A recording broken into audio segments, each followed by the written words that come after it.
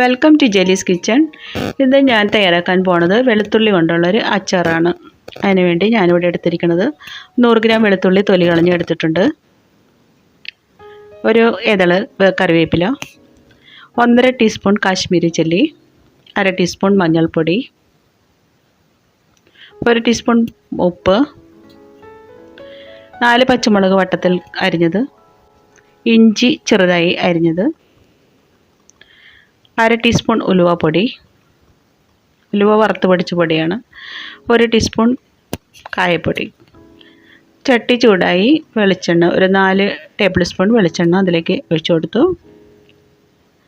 1 teaspoon കടുകിട്ട് പൊട്ടിയതിന് ശേഷം അതിലേക്ക് കറിവേപ്പില, ഇഞ്ചി അരിഞ്ഞത്, പച്ചമുളക്, ഇത്ര സാധനങ്ങൾ ചേർത്ത് കൊടുക്കണം. ആദ്യമായിട്ട് കറിവേപ്പില ഇട്ട് കൊടുത്തു, ഇഞ്ചി അരിഞ്ഞത് ചേർത്ത് കൊടുത്തു, പച്ചമുളക് ചേർത്ത് കൊടുത്തു. നന്നായിട്ട് ഒന്ന് ഒരു ബ്രൗൺ കളർ ആവണ വരേക്കും നമ്മളതൊന്ന് ഇതിൻ്റെ പച്ചപ്പ് മാറുന്ന വരേക്കും ഒന്ന് ഇളക്കി കൊടുക്കണം. അതിനുശേഷം അതിലേക്ക് വെളുത്തുള്ളി തയ്യാറാക്കി വെച്ചിരിക്കുന്ന വെളുത്തുള്ളി ചേർത്ത് കൊടുക്കണം. വെളുത്തുള്ളി നന്നായിട്ട് ഒരു ബ്രൗൺ കളർ ആവണേക്കും, അതായത് ഒരു പച്ചപ്പ് മാറുന്ന വരേക്കും അതിനെ ഇളക്കി കൊണ്ടിരിക്കണം.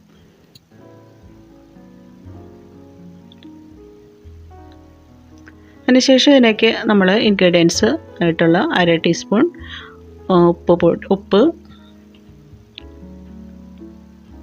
ചേർത്ത് കൊടുത്തു. അതിനുശേഷം ഇളക്കി യോജിപ്പിക്കണം. 1.5 ടീസ്പൂൺ കാശ്മീരി ചില്ലിയാണ് ഞാൻ ചേർത്ത് കൊടുക്കുന്നത്.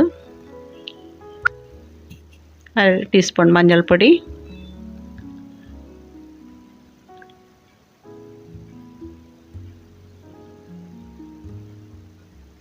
1 ടീസ്പൂൺ കായപ്പൊടി,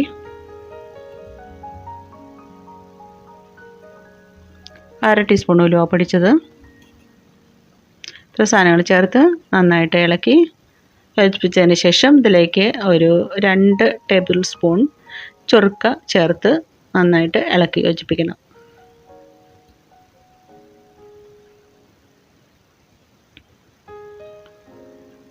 ചൊറുക്ക ചേർത്ത് കൊടുത്തു.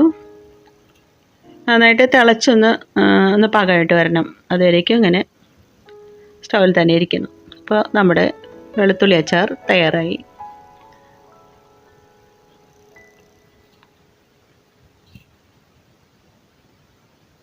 ഇത് തണുത്തതിന് ശേഷം ഞാനതൊരു ചെറിയൊരു ഭരണിയിലേക്ക് പാർന്നു കൊടുക്കുകയാണ്. ഒരു 3-4 ദിവസം വരേക്കൊക്കെ ഇങ്ങനെ കേടാവാതെ ഇരുന്നോളും. അപ്പോൾ എൻ്റെ വീഡിയോ ഇഷ്ടമായെങ്കിൽ നിങ്ങളൊന്ന് ലൈക്ക് ചെയ്ത് ഒന്ന് സബ്സ്ക്രൈബ് ചെയ്യണം കേട്ടോ.